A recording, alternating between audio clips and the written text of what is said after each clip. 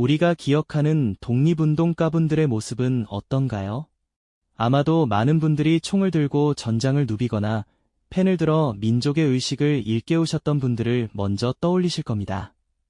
나라의 독립을 위해 몸 바쳐 싸웠던 영웅들, 그들의 숭고한 희생은 오늘날 대한민국의 굳건한 주춧돌이 되었죠. 하지만 만약 이 모든 것과는 조금 다른 방식으로 조국을 위해 모든 것을 바쳤던 인물이 있다면 어떨까요? 겉으로는 평범한 상인의 모습으로 위장한 채 독립운동의 가장 중요한 생명줄과도 같은 돈줄을 쥐고 흔들었던 숨겨진 거상의 이야기가 있다면 말이죠. 오늘 우리는 바로 그 시대의 거대한 경랑 속에서 이름 없이 빛났던 한 상인의 비밀스러운 삶을 추적해보고자 합니다. 그의 이름은 어쩌면 여러분에게 낯설게 들릴지도 모릅니다. 하지만 그는 조국 독립을 위해 자신의 모든 것을 걸고 목숨까지 바쳐 독립운동 자금을 조달했던 인물입니다. 우리가 미처 알지 못했던 독립운동의 또 다른 이면, 그 숨겨진 재정 메커니즘의 중심에서 치밀한 전략과 희생을 감내했던 한 인물의 발자취를 따라가 볼 시간이죠. 과연 그는 어떤 삶을 살았을까요? 그리고 그의 헌신은 대한민국의 독립에 어떤 결정적인 영향을 미쳤을까요? 19세기 말 혼란의 그림자가 한반도를 뒤덮기 시작하던 시기, 우리 민족에게는 새로운 시대의 바람이 불어오고 있었습니다. 안희재, 그는 바로 그 격동의 시기에 태어나 조국의 운명을 깊이 고민했던 한 사람이었습니다. 그는 단순히 물건을 사고 파는 상인이 아니었습니다. 일찍이 신학문을 접하고 민족의 현실을 깨달았던 선각자였죠. 1905년 을사늑약이 체결되자 국권 상실의 비통함 속에서 그는 더 이상 개인의 안녕만을 추구할 수 없음을 깨달았습니다. 조국의 위기를 외면할 수 없었던 그는 곧바로 독립운동의 길로 들어서게 됩니다. 그의 첫걸음은 교육을 통한 민족 계몽이었습니다. 그는 1908년 서울 보성전문학교에 입학하여 학업에 매진하는 한편, 고향인 경남 유령에 돌아와서는 의신학교를 설립하여 청소년들에게 신학문을 가르쳤습니다. 암울한 시대 속에서 교육만이 민족의 미래를 밝힐 수 있다고 굳게 믿었던 것이죠. 하지만 일제의 탄압은 날이 갈수록 심해졌고 국내에서의 활동만으로는 독립의 꿈을 이루기 어렵다는 것을 절감했습니다. 그리하여 그는 더 넓은 세상으로 눈을 돌리게 됩니다. 바로 만주였습니다. 만주는 척박한 땅이었지만 독립운동가들에게는 희망의 땅이었습니다. 그는 이곳에서 독립운동 기지 건설에 주력하며 애국지사들과 함께 새로운 계획을 세우기 시작했습니다.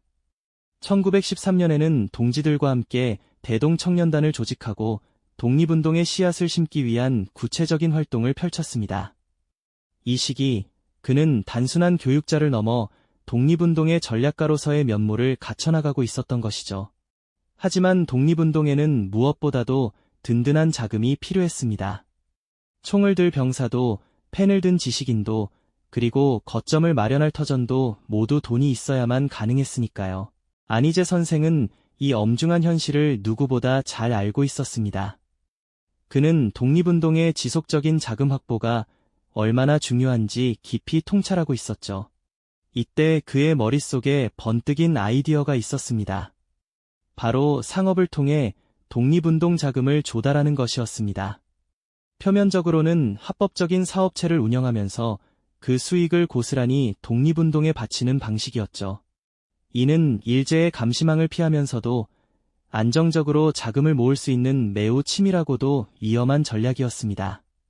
마치 사막의 오아시스처럼 독립운동가들에게 필요한 재정적 젖줄을 마련하겠다는 굳은 의지가 엿보이는 대목입니다.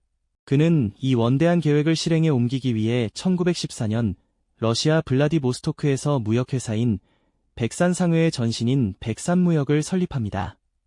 당시 블라디보스토크는 독립운동가들의 주요 활동 거점 중 하나였죠. 이곳에서 그는 곡물, 인삼, 의약품 등 다양한 품목을 취급하며 사업 기반을 다졌습니다. 단순히 돈을 버는 것을 넘어 독립운동가들의 활동을 지원하고 정보를 교환하는 비밀스러운 통로 역할도 겸했습니다. 그의 사업은 겉으로는 번창하는 듯 보였지만 그 이면에는 조국 독립을 향한 뜨거운 열망과 치밀한 계산이 숨어 있었습니다. 백산상회는 단순한 무역회사가 아니었습니다. 그것은 독립운동의 심장이자 생명줄이었습니다. 국내의 독립운동 세력 간의 긴밀한 연결고리였고 상해 임시정부의 든든한 재정적 버팀목이 되었죠. 안희재 선생은 백산상회를 통해 모은 자금을 김구, 이동희 등 주요 독립운동가들에게 은밀히 전달했습니다. 이 자금들은 독립군의 무기 구입, 독립운동가들의 생활비, 그리고 비밀 연락망 유지 등 독립운동의 전반적인 활동에 사용되었습니다. 그의 헌신은 독립운동의 불씨를 꺼뜨리지 않고 계속 타오르게 하는 결정적인 역할을 했던 것입니다. 지도 위에 표시되는 백산상회의 지점들과 자금 이동 경로는 마치 혈관처럼 독립운동의 에너지를 곳곳으로 실어 날랐습니다. 독립운동가들은 백산상회를 비밀리에 드나들며 안희재 선생과 만나 독립운동의 방향을 논의하고 때로는 비밀문서를 주고받았습니다. 안희재 선생은 밤늦도록 자금 장부를 정리하거나 독립운동가들에게 전달할 비밀 서류들을 꼼꼼히 살피며 또 다른 전투를 치르고 있었던 것이죠. 그의 손끝에서 독립운동의 희망이 자라나고 있었던 겁니다. 이 모든 과정이 일제의 삼엄한 감시 속에서 이루어졌다는 것을 생각하면 그의 담대함과 치밀함의 절로 경외심을 느끼게 됩니다. 하지만 이런 눈부신 활약 뒤에는 언제나 그림자가 드리워져 있었죠. 일제의 촘촘한 감시망은 점차 백산상회의 목을 조여오는 거대한 올가미처럼 느껴졌을 겁니다. 독립운동 자금의 흐름을 쫓던 일본 경찰의 눈은 날카롭게 번뜩였고 백산상회의 수상한 활약은 그들의 레이더망에 포착되기 시작했습니다. 상업활동의 겉모습 뒤에 숨겨진 진실을 파헤치려는 일제의 집요한 추적은 안희재 선생과 동지들을 끊임없이 위협했죠. 마치 고요한 수면 아래에서 거대한 포식자가 먹잇감을 노리듯 일제의 압박은 서서히 그들을 옥죄어왔습니다.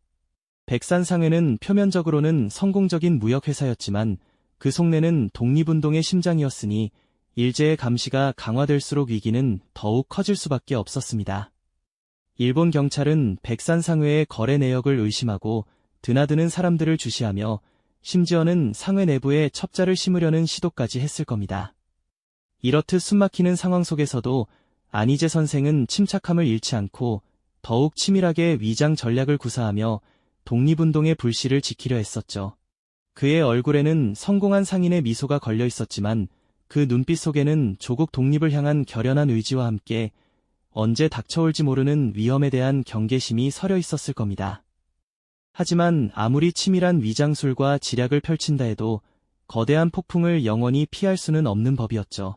결국 1920년 12월 피할 수 없는 비극이 찾아오고 맙니다.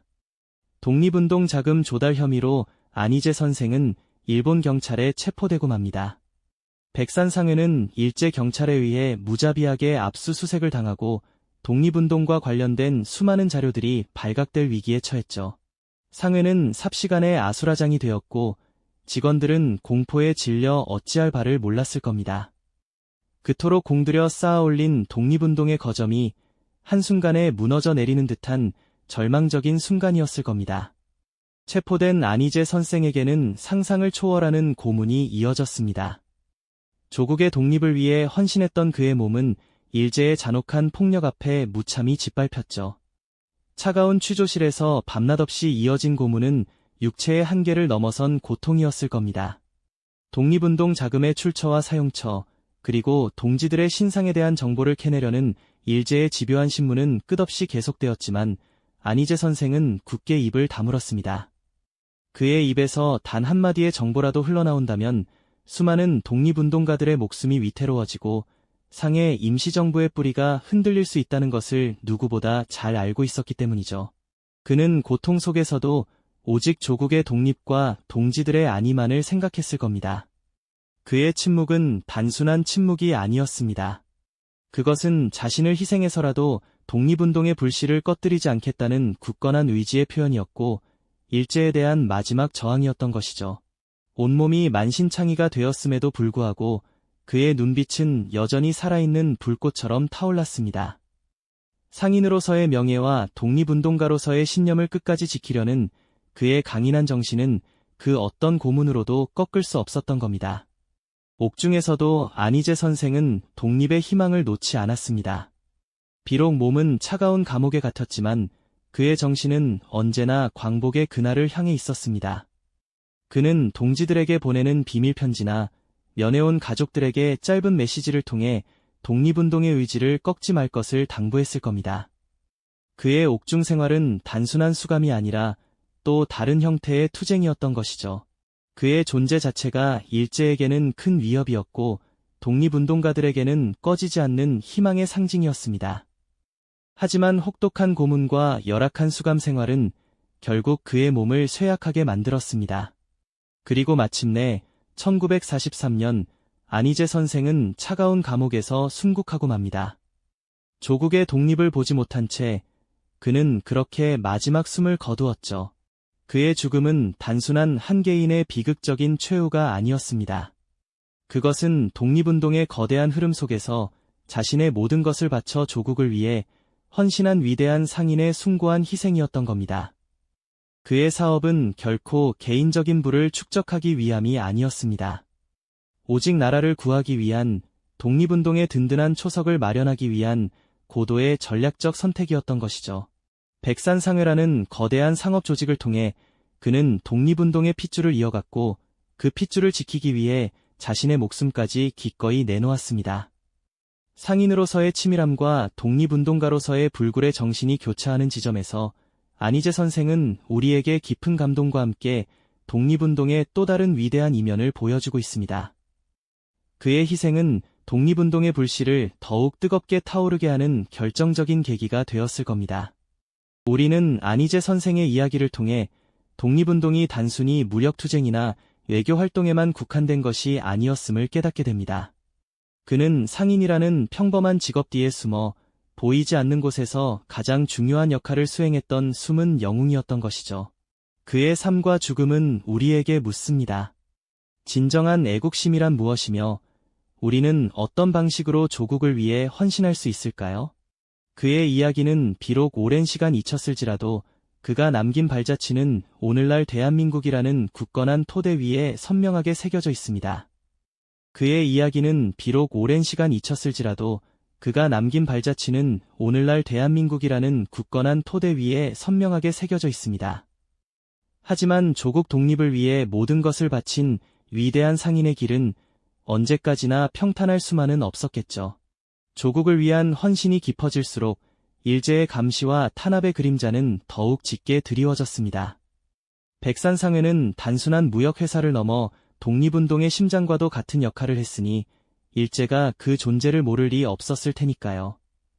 1920년대 후반으로 접어들면서 일본의 감시망은 더욱 촘촘해졌습니다. 독립자금을 모으고 전달하는 백산상회의 활동은 날마다 위험의 연속이었죠. 상점 문을 열고 닫는 모든 순간이 살얼음판을 걷는 듯한 긴장감으로 가득했을 겁니다. 결국 피할 수 없는 위기가 찾아왔습니다. 1927년 안희재 선생은 일본 경찰에 체포되고 맙니다.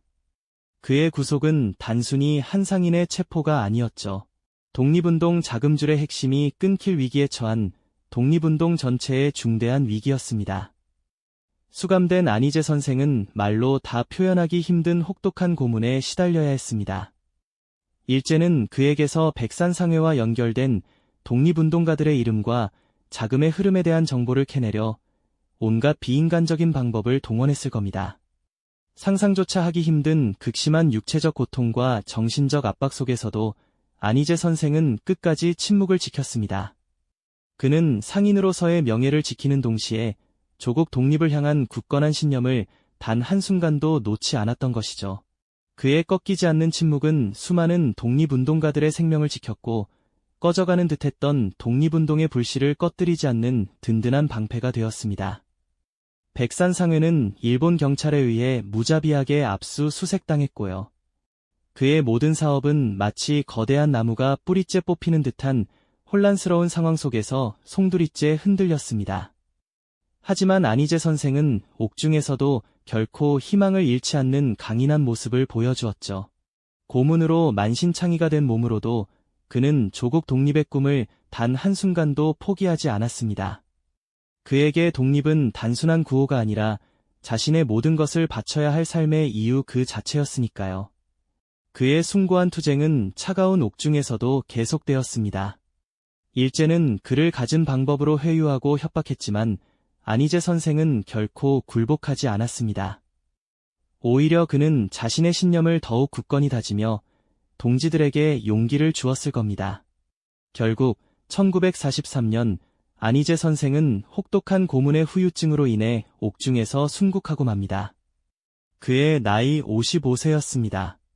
그는 마지막 순간까지 독립운동의 비밀을 발설하지 않았고 그가 남긴 마지막 숨결까지 조국을 위한 숭고한 희생이었습니다.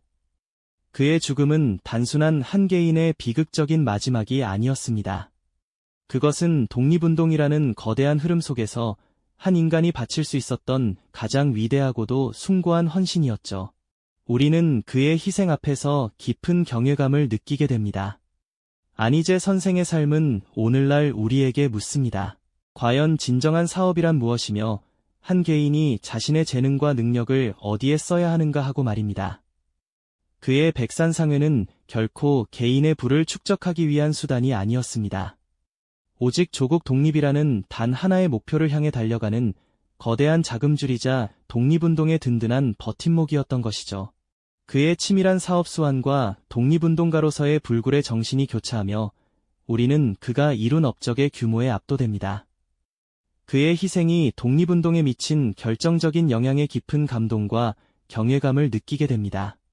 그는 총을 들지도 펜을 들고 거창한 연설을 하지도 않았습니다. 그는 상인의 옷을 입고 돈의 흐름을 읽으며 보이지 않는 곳에서 가장 강력한 무기를 만들어냈던 겁니다. 그의 땀과 피가 모여 상해 임시정부가 운영되었고 독립투사들이 활동할 수 있는 기반이 마련되었죠. 안희제 선생의 이야기는 오늘날 우리에게 어떤 메시지를 전하고 있을까요? 눈에 보이는 화려한 성과나 명예를 좇기보다 묵묵히 자신의 자리에서 큰 그림을 위해 헌신하는 것의 가치를 우리는 그의 삶을 통해 다시금 되새겨보게 됩니다. 독립운동은 소수의 영웅들만이 이룬 것이 아니라 안희제 선생처럼 각자의 자리에서 다양한 방식으로 기여한 수많은 이들의 합작품이었음을 말이죠. 그의 이름은 비록 널리 알려지지 않았을지라도 그가 흘린 땀과 피, 그리고 그의 숭고한 희생은 오늘날 우리가 누리는 자유와 번영에 보이지 않는 뿌리가 되었습니다.